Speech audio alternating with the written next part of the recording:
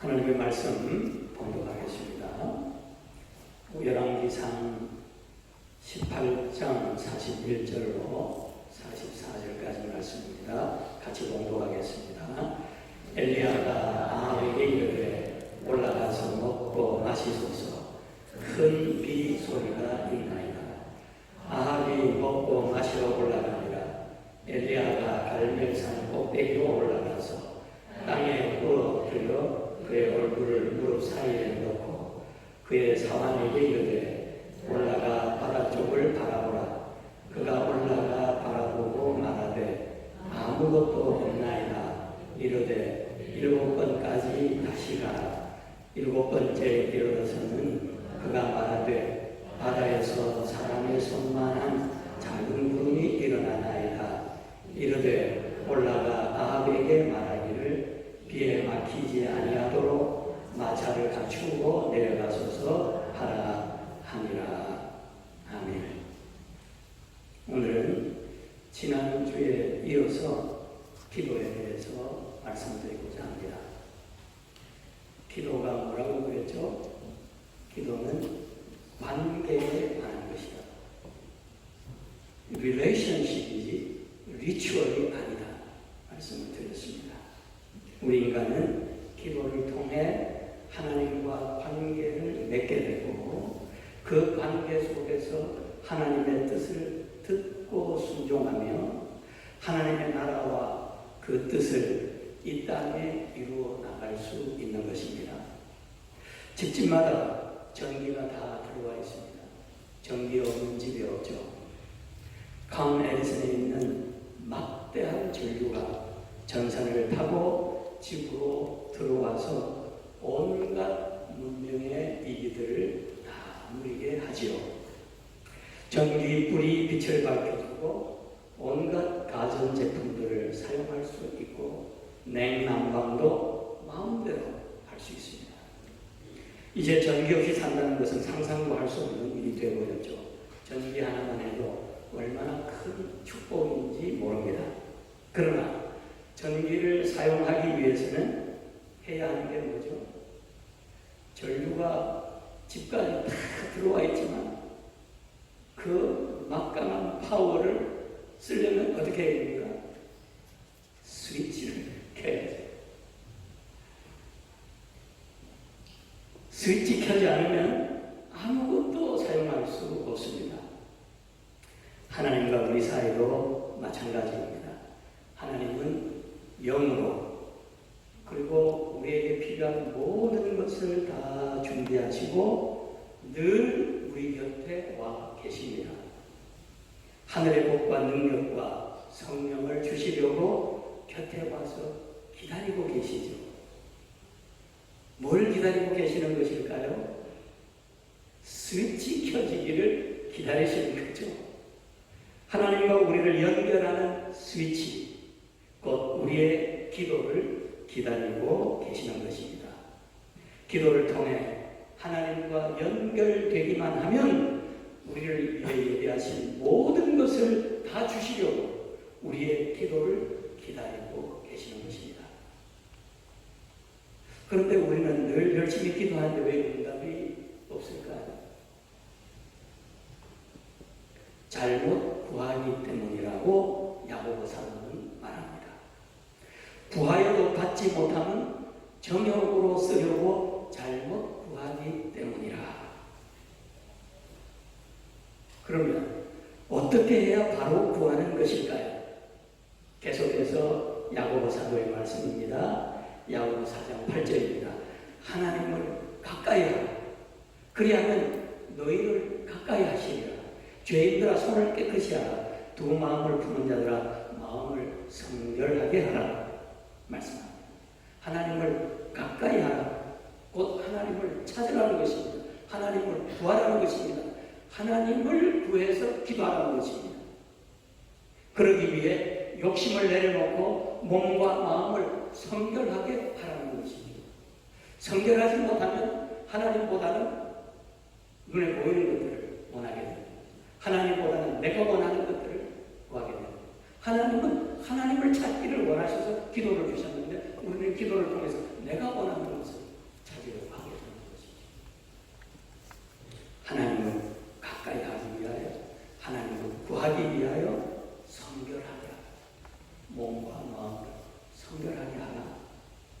말씀하고 있습니다.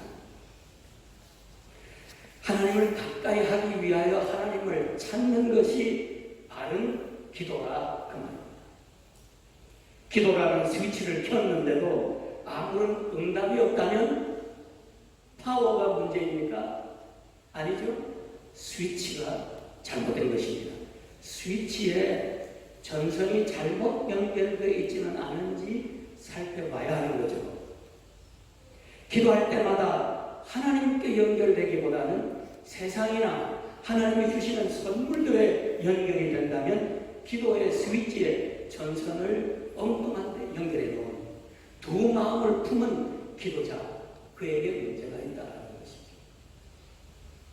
자, 이런 기도의 배경을 염두에 두고 오늘 본문의 엘리야의 기도를 살펴보도록 하십시다. 엘리야는 기도할 때마다 응답을 받았습니다. 그가 기도하니 하늘에서 불이 내려와서 송아지 쟁물을 살랐습니다. 바알 선지자 450명이 그렇게 기도를 해도 아무런 응답이 없었는데 엘리야가 기도하니까 하나님께서 불을 내려서 그 쟁물을 다 태우십니다. 자신이 거하던 집 주인 과부의 죽은 아들을 기도해서 살리기로 했고, 그가 기도하니 하늘문이 닫혀 3년 반 동안 비가 오지 않았고, 그가 기도하니 또 하늘이 열려 비가 온 것입니다. 열왕기상 17장 1절에 보면 내 말이 없으면 왕 앞에 가서 하는 말입니다. 내 말이 없으면 수년 동안 비도 이슬도 있지 아니하리라. 그렇게 말합니다. 또 18장 1절을 보면 많은 날이 지나고 3년 반이 지난 거죠. 제3년에 여호와의 말씀이 엘리야에게 임하여 이르시되 너는 가서 아합에게 보이라. 내가 비를 지면에 내리리라 말씀하셨습니다.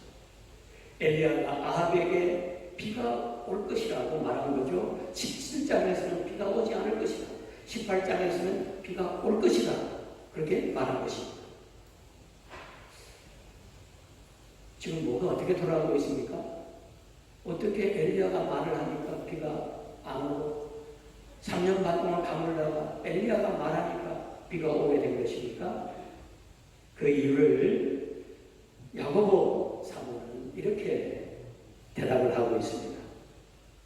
5장 16절 17절입니다. 그러므로 너희 죄를 서로 고백하며 병이 낫기를 위하여 서로 기도하라. 의인의 강구는 역사하는 힘이 큽니다. 엘리야는 우리와 성경이 같은 사람이로되 그가 비가 오지 않기를 간절히 기도한 즉 3년 6개월 동안 땅에 비가 오지 아니하고 그랬습니다. 하늘이 닫히고 열리고 비가 내리고 비가 안 내리고 비가 내리고 하는 모든 것이 의인의 기도, 엘리야의 기도에 달려 있었다. 그렇게 말씀하는 거예요.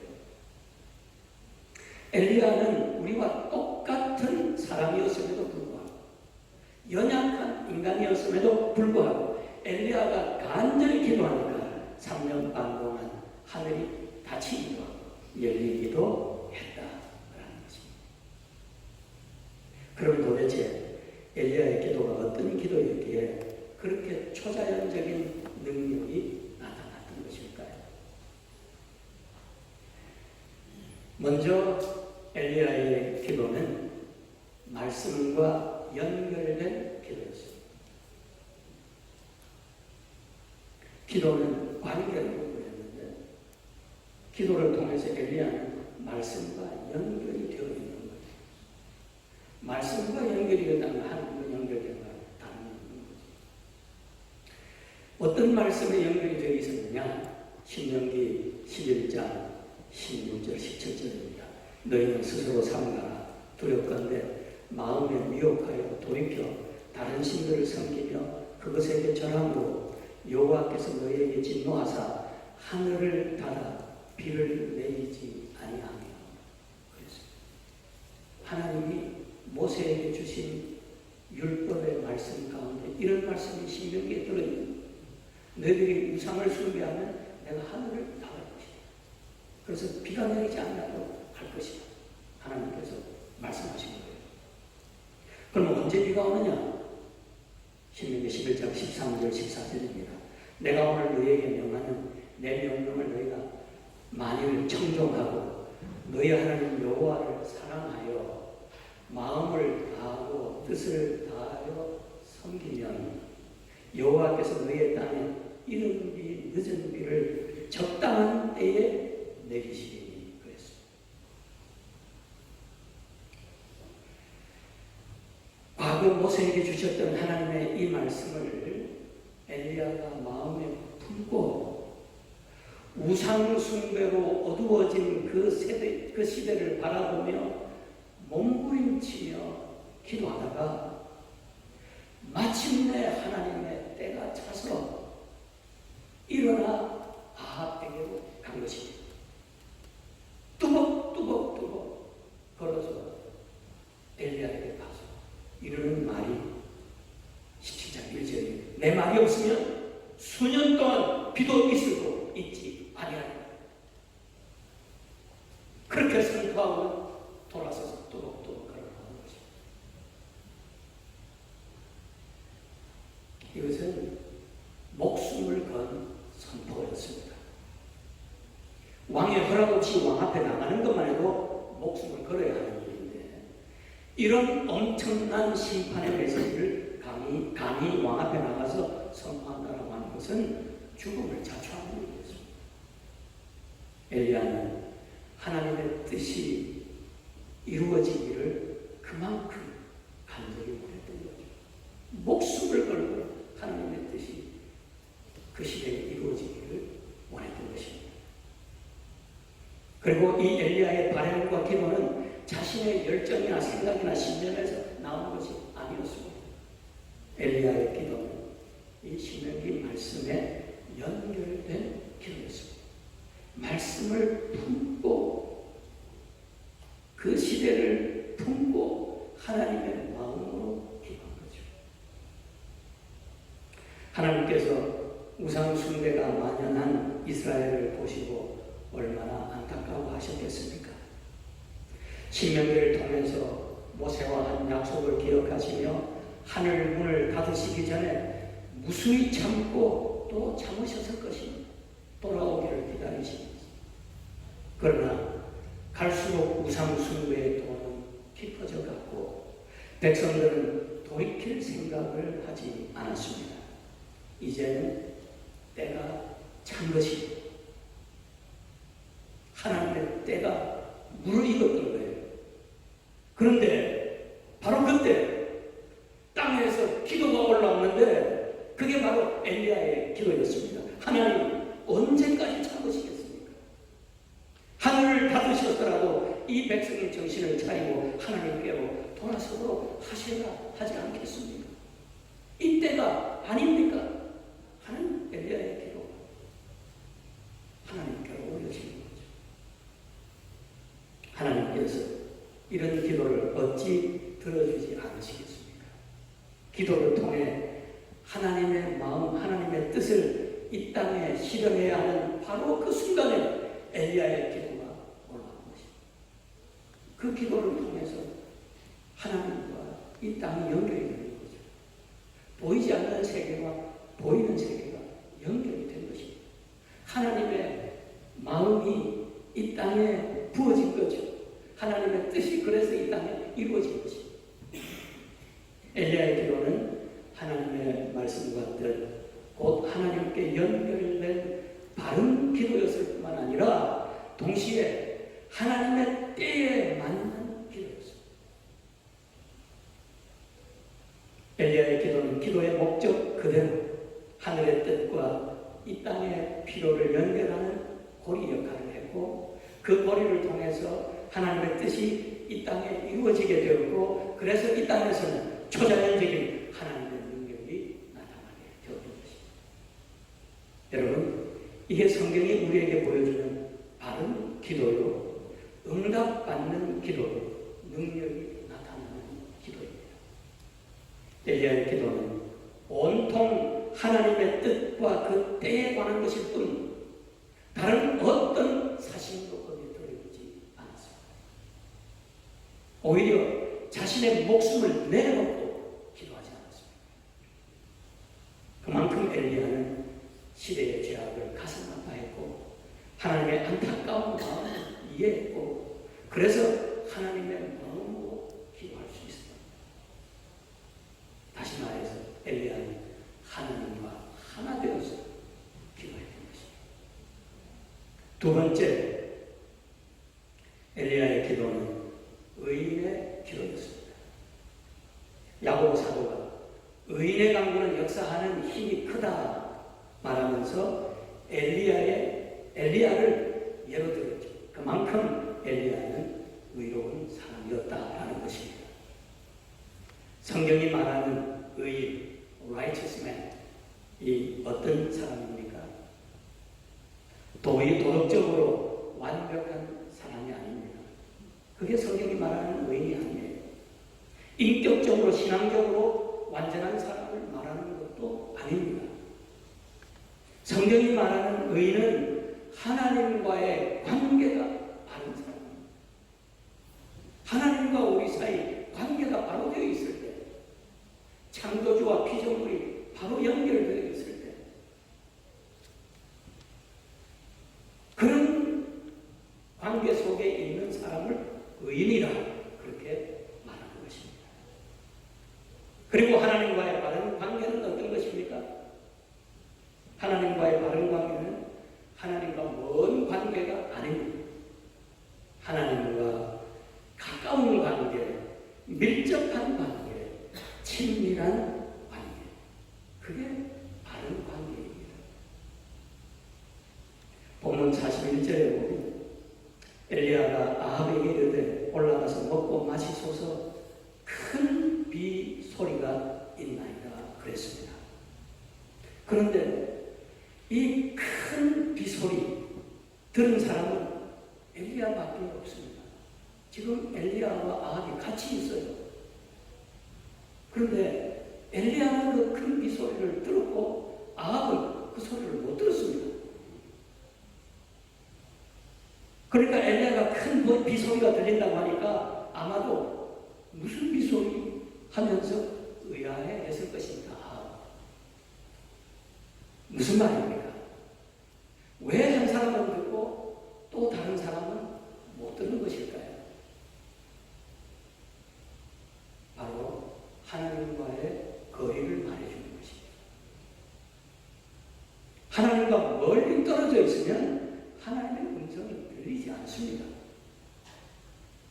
자동차를 타고 가다 보면 뉴욕에서 뉴저지로 가고 필라델피아에서도 뭐 이렇게 가다 보면 어느 순간에 AM은 이미 끊어졌고 FM도 점점 소리가 잡음이 나기 시작하고 그러다가 끊겨버려요. 왜 그렇습니까? 방송과 거리가 멀기 때문에 하나님과 너무 멀어지면 하나님의 음성을 들을 수 없는 거예요. 하나님의 말씀을 안 하셔서가 아니에요. 너무 머니까 안 들리는 거예요. 그런데 엘리야는 의로운 사람이라, 하나님과 바른 관계에 있는 사람이라, 하나님과 가까이 밀접하게 친밀하게 살아가는 사람이라 하나님의 세밀한 음성을 들을 수 있습니다. 그 마음의 세미한 소리까지 들을 수 있을 정도로 엘리야는 하나님과 친밀한 관계에 있었던 거죠. 무엇을 하든 어디에 있든 엘리야는 하나님과 함께 했습니다. 하나님과 함께 하기 위해 자신을 온전히 내려놓은 의로운 사람이었습니다.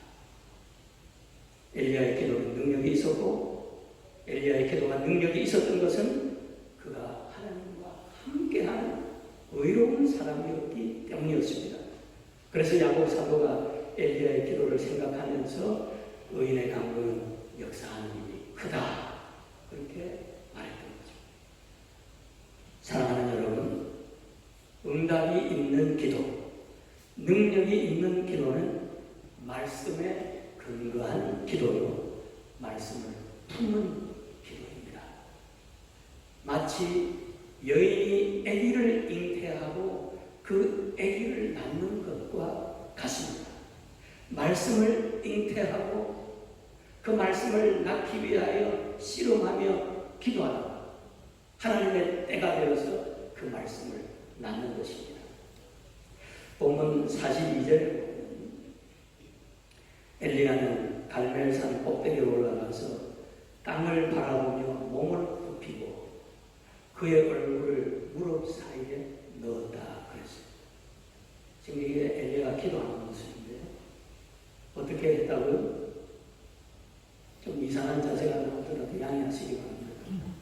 땅을 향하여 몸을 굽히고 그 다음에 무릎 사이에 얼굴을 넣고 이런 자세.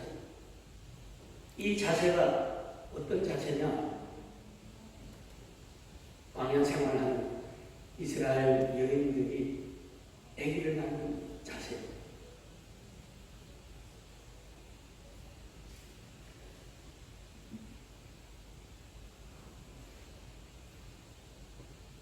엘리야는 그 시대를 향한 하나님의 심판의 말씀을 품고 그 말씀을 낳기 위해 힘을 다했고 하나님은 그런 기도를 통해 하나님의 뜻을 이 땅에 이루시는 것입니다. 그래 하나님께서는 우리에게 기도를 주신 것입니다. 그러니까 말씀을 모르면 말씀을 품을 수도 없고 기도할 수도 없는 것이죠. 여인이 아기를 가지지도 않았는데 어떻게 아기를 낳을 수 있겠습니까? 말씀을 품지도 않았는데 어떻게 말씀을 이 땅에 낳을 수 있겠습니까? 불가능한 거죠.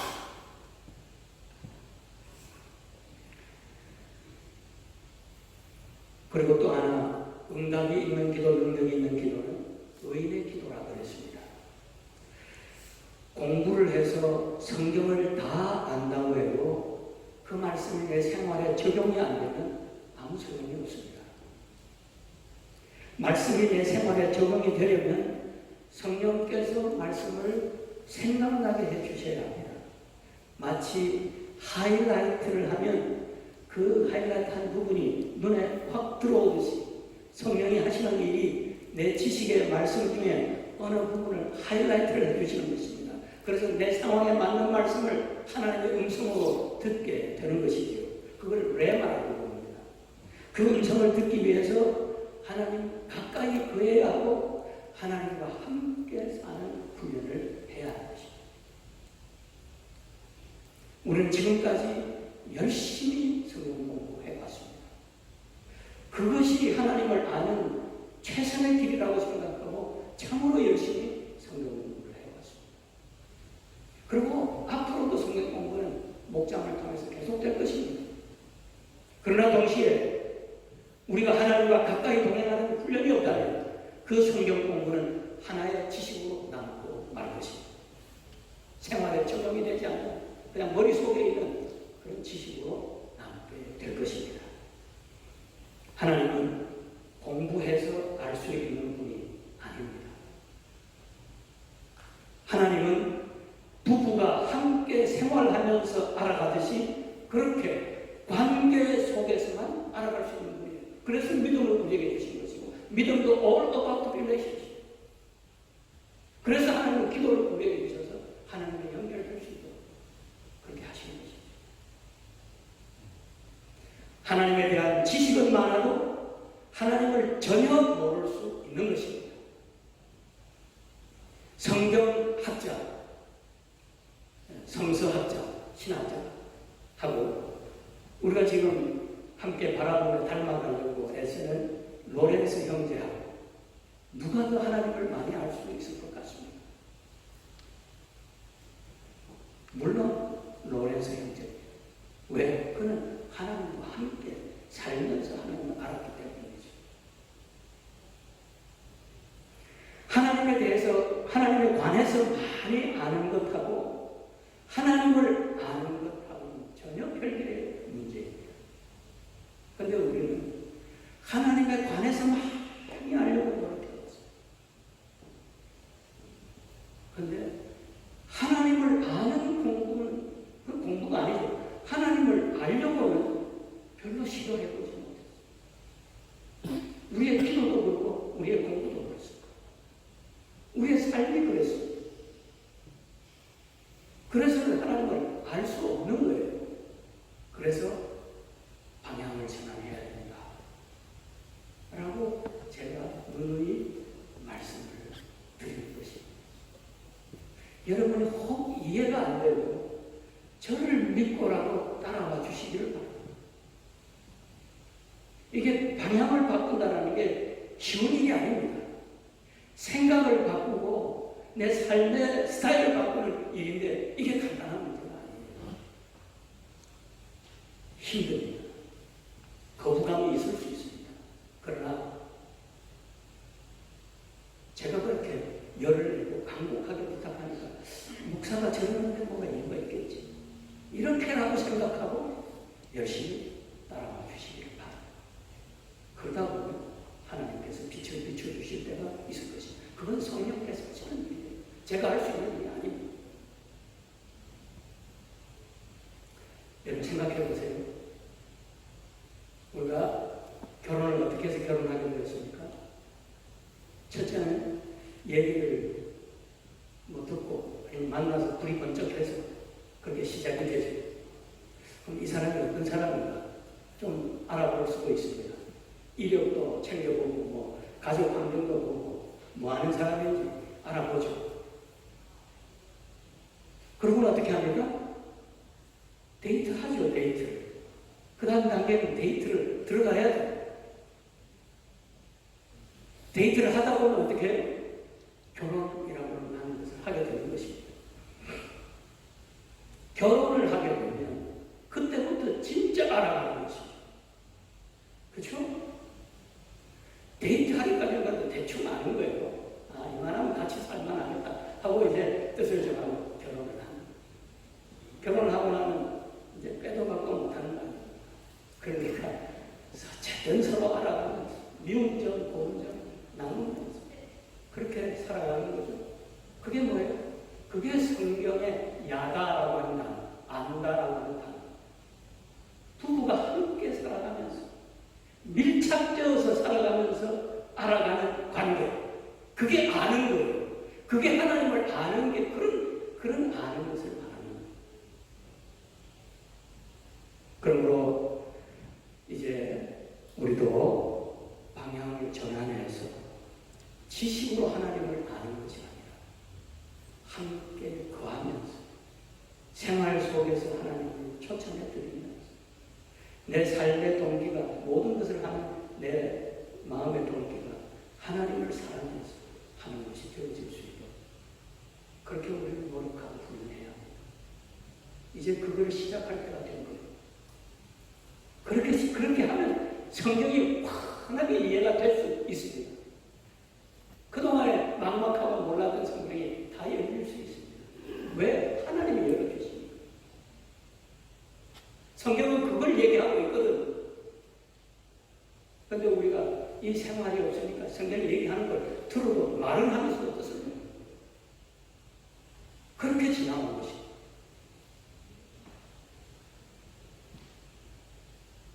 하나님께서는 하나님과 친밀해지기 위해 하나님을 찾는 사람을 지금도 찾고 계십니다. 그 의인에게 기도 응답뿐만 아니라 모든 것을 다 주시기 위해 찾고 계십니다. 그러므로 우리가 하나님을 찾고 하나님과 가까이 하고 하나님과 함께 살면서 친밀해지면 응답은 자연적입니다. 그러므로 기도 응답을 바랄 것이 아니라 의인 되기 위해 기도하는 우리를 될 수 있기를 바랍니다. 하나님을 찾고 하나님을 가까이 하기 위해 하나님을 바라고 하나님과 바른 기도 드리시는 저와 될 수 있기를 바랍니다. 그래서 하나님과 친밀해져서 가까이서 그 음성을 듣고 그 말씀 잉태하여 그 말씀을 이 땅에 추선하기 위해 기도합니다. 엘리야와 같은 의인들이 다 되시기를 축복합니다.